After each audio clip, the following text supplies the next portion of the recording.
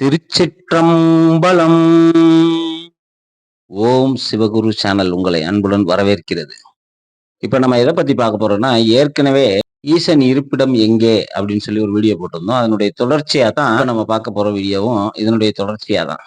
அப்ப எங்கே அப்படின்னு சொல்லி போட்டு அதுக்கு ஒரு விளக்கம் கொடுத்திருந்தோம். திருமூலர் சொன்னதை நம்ம அப்படியே சொல்லியிருந்தோம். இதுக்கு வரக்கூடிய நாட்கள்ல விளக்கம் சொல்லப்படும்னு சொல்லியிருந்தேன். இப்போ இன்னொரு திருமூலர் பாடலை வச்சு உங்களுக்கு சொல்றேன்.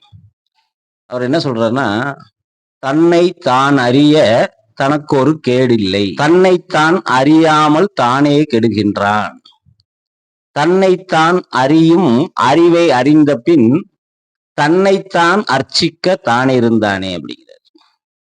என்னடா தன்னைத்தானே தெரிஞ்சுக்கிட்டா இவ்வளவு விஷயம் இருக்கா?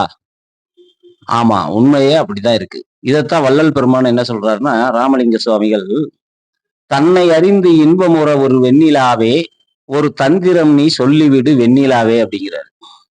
அப்ப இந்த தன்னை அறிதல்ல பாத்தீங்கன்னா எல்லாருக்கும் பாத்தீங்கன்னா தெரியும். உனக்கு அவரை தெரியுமா? தெரியும். இவர் தெரியுமா? தெரியும். அங்க தெரியுமா? ஜப்பான் தெரியுமா? சிங்கப்பூர் தெரியுமா? மலேசியா தெரியுமா? எல்லாம் தெரியும். ஆனா உனைய நீ தெரியுமா அப்படின்னா தெரியாது.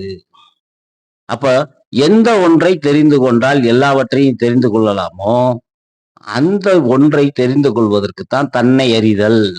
நீ யாருன்னு தெரிஞ்சிட்டீங்கன்னா இந்த உலகத்துல எல்லாம் தெரிஞ்சிடும். இதைத்தான் வரக்கூடிய வீடியோக்கள்லாம் நம்ம பார்க்க போறோம்.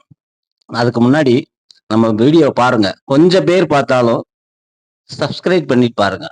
ஏன்னா இது கொஞ்சம் பேர் தான் பார்க்க முடியும். சரிங்களா? அதனால சப்ஸ்கிரைப் பண்ணி பாருங்க.